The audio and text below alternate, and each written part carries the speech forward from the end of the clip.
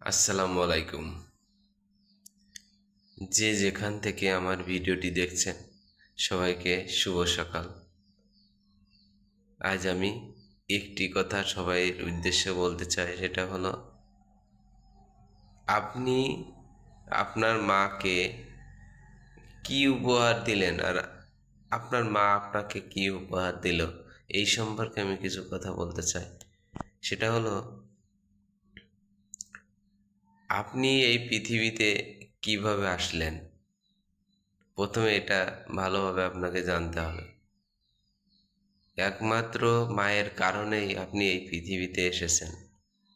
কারণ আপনার মা আপনাকে 10 মাস 10 দিন না খেয়ে না দিয়ে যন্ত্রণা সহ্য করে, জ্বালা যন্ত্রণা সহ্য করে আপনাকে পেটে ধরে রেখেছিলেন এবং দিন রাত 24 ঘন্টা শরীরে সবসময় যন্ত্রণার ভিতর দিয়ে তার জীবন যেত। এবং তার জীবনে আপনি ভূমিষ্ঠ হবেন এই মুহূর্তে, আপনার মা যে সুস্থ থাকবে কি চিরবিদায় নিবে এটা একমাত্র আল্লাহ জানতেন। কারণ অনেক সময় আছে ছেলে মেয়ে জন্মগ্রহণ করার সময় তার মা, অনেকে আছে যে পৃথিবী থেকে বিদায় নেয়, এরকম হয়। আবার ছেলে মেয়ে জন্মগ্রহণ করার পর তার আরেকটি জীবন শুরু হয়ে যায়। যেমন ছেলে মেয়েকে মানুষ করা, তাকে লালন পালন করা, এভাবে ছোট থেকে বড় এবং এভাবে ছোট থেকে বড় করার সময় মায়ের ভালোবাসা এবং সেবা যত্নের মাধ্যমে একটা সন্তান লালন পালন হয়ে বড় হয় এবং সবসময় তার সন্তানের প্রতি একটা অন্যরকম ভালোবাসা তার জীবনে থাকে। তার জীবন চলে যাক, কিন্তু তার সন্তানের প্রতি ভালোবাসা তার কখনোই কম হয় না।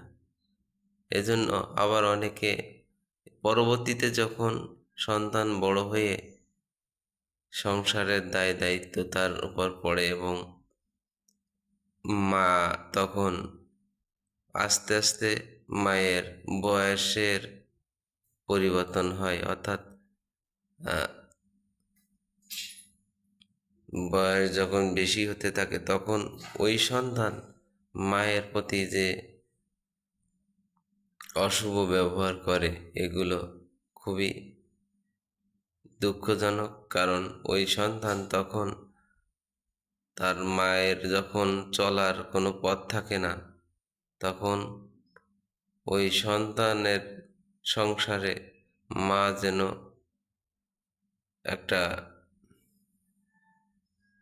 অতিরিক্ত চাপ হয়ে যায়। মনে হয় যেন তার সংসারের তার অতিরিক্ত একটা সমস্যা। এজন্য অনেকে আছেন যে কেউ বৃদ্ধাশ্রমে রেখে আসেন, আবার কেউ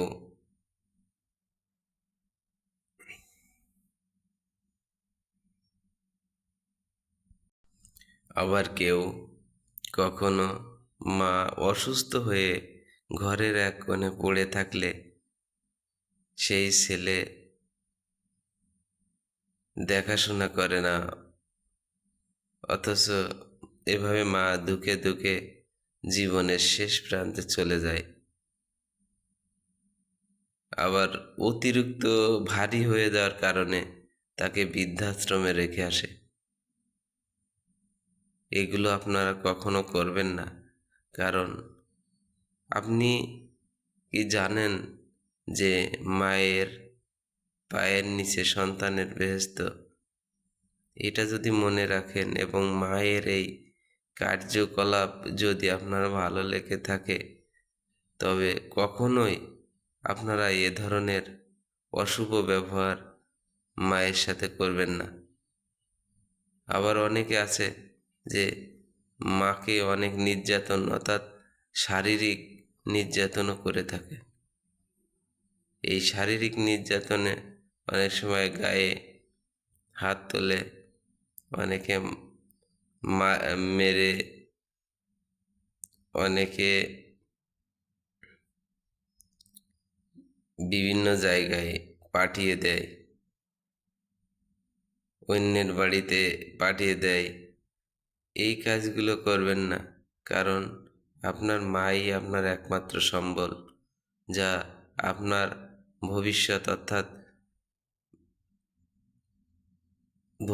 ভবিষ্যতের একমাত্র বাহক হিসেবে কাজ করবে। অনেকে এই কাজগুলো করে থাকেন, এজন্য সবার উদ্দেশ্যে বলি, আপনারা এই ভুলটি কখনোই করবেন না। মাই আপনার সফলতার একমাত্র, এজন্য আপনাদের সবাইকে বলি, সবসময় মায়ের প্রতি ভালোবাসা যেন আপনারা কখনোই ভুলবেন না। সবসময় মায়ের প্রতি ভালোবাসা রাখবেন। মায়ের দোয়া একমাত্র কারেন্টের মতো অর্থাৎ বিদ্যুতের মতো কাজ করবে আল্লাহর দরবারে। এজন্য আপনার চলার পথে প্রতিটা মুহূর্তে একমাত্র আপনার মায়ের দোয়া বিদ্যুতের ন্যায় আল্লাহর কাছে কাজ হয়। এজন্য আপনি আপনার মাকে সবসময় ভালোবাসবেন এবং আপনার মায়ের এই বয়সে যেটা মনে হয় খেতে, যা মনে হয় সেটা করার চেষ্টা করবেন, তাহলে জীবনে সফলতার পথ দেখতে পারবেন। তা নাহলে এই আল্লাহর এই ধরনের ব্যবহার কখনোই পছন্দ করেন না, আর এ কারণে আপনি ধ্বংসের শেষ প্রান্তে চলে যেতে পারেন। আল্লাহ হাফেজ। যে যেখান থেকে আমার ভিডিওটি দেখছেন, যদি ভালো লেগে থাকে লাইক, কমেন্ট, শেয়ার করবেন এবং সবসময় মাকে ভালোবাসবেন। আল্লাহ হাফেজ।